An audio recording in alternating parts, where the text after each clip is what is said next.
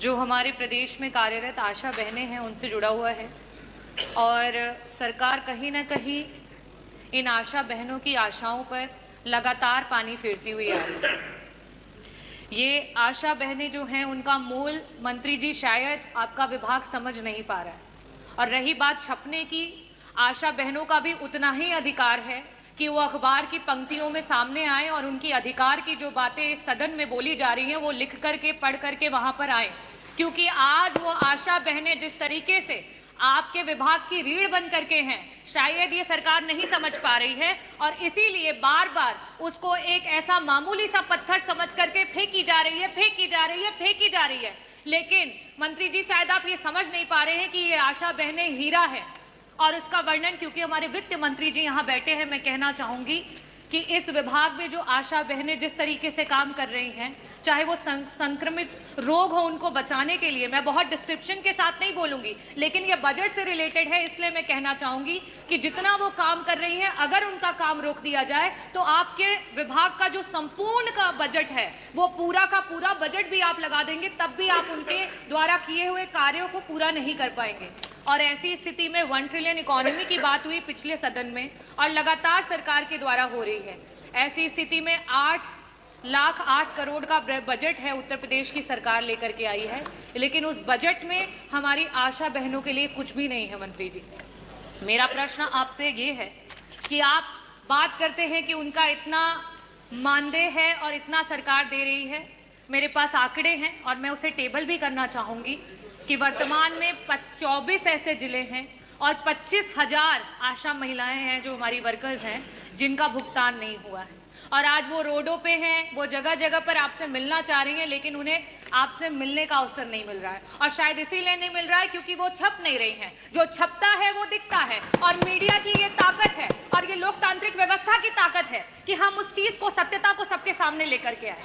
मेरा आपसे सिर्फ यही प्रश्न है कि 1 ट्रिलियन इकोनॉमी की बात करने वाली सरकार, इतने बड़े बड़े बजट्स लाने वाली सरकार, आज आपके विभाग की रीढ़ में सिर्फ और सिर्फ इसलिए क्योंकि आशा महिलाएं हैं उनको कोई दर्जा नहीं दिया जा रहा है, ना उन्हें राजकीय कर्मचारी का दर्जा दिया जा रहा है, ना उन्हें संविदा के कर्मचारियों का दर्जा दिया जा रहा है। और बार बार जब बात आ रही है कि उनको उनके अधिकार का पैसा मिले, क्योंकि वो हर समय काम करती हैं, प्रसव का कोई समय फिक्स नहीं होता है। हम सब किसी ना किसी परिवार से हैं और हम सब जानते हैं कि प्रसव किसी भी समय हो सकता है और एक वो जो आशा बहन है उस माँ के साथ वो 9 महीने उस प्रसव को झेलती है, उस प्रसव के साथ खड़ी रहती है और उसे अस्पताल लेकर के जाती है। ऐसी स्थितियों में क्या उसका अधिकार नहीं है कि उसे भी 18,000 का मानदेय प्रति माह मिले? क्या हमारी जो संगिनियां उनके साथ काम करती हैं उनका अधिकार नहीं है कि उन्हें 24,000 का मानदेय सरकार के द्वारा मिले?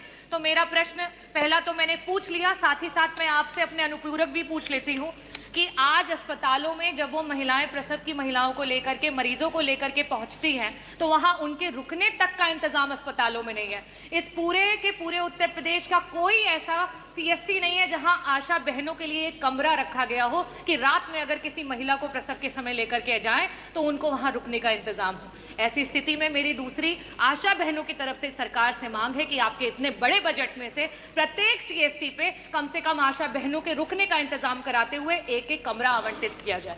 मेरा तीसरा आपसे मांग ये है कि ये जो बहनें दिन रात कड़ी तपस्या कर रही हैं, मेहनत कर रही हैं, सड़कों पे घूम रही हैं, परिवारों को जोड़ रही हैं, जागरूक कर रही हैं, prevention is better than cure, इसकी बात कर रही हैं, क्या इन महिलाओं का अधिकार नहीं है कि उन्हें स्वास्थ्य बीमा और उन्हें जीवन बीमा मिले? क्या सरकार अपने विभाग की इतनी महत्वपूर्ण महिलाओं को ये नहीं दे सकती है? और लास्ट में मैं कहूंगी कि जो यातायात है उनके समय का बहुत ही इंपॉर्टेंस है, क्योंकि उन्हें समय से पहुंचना होता है जब जहां जरूरत होती है। ऐसी स्थिति में आपने अपने बजट में स्कूटी की बात की है, तो मैं ये भी चाहूंगी कि आशा बहनों की मांग है कि उन्हें स्कूटी दी जाए। ये चारों प्रश्न हैं मेरे और मैं अनुरोध करूंगी कि मंत्री जी दोनों सदस्यों के जो प्रश्न हैं उनके उत्तर दें। माननीय मंत्री जी। आशा वर्कर हम सब के लिए बहुत ही महत्वपूर्ण है और उनकी महत्वपूर्ण जिम्मेदारी को देखते हुए हमारी सरकार ने लगातार उनकी उन्नयन के लिए काम किए हैं। आशा योजना भारत सरकार की योजना है और ये वॉलंटरी सर्विस है। स्वैच्छिक सेवा के कारण उनको मानदेय मिलता है और जो विभिन्न केंद्र प्रदेश की योजनाएं हैं उनको क्रियान्वित करने पर उनको अलग से बोनस भी मिलता है।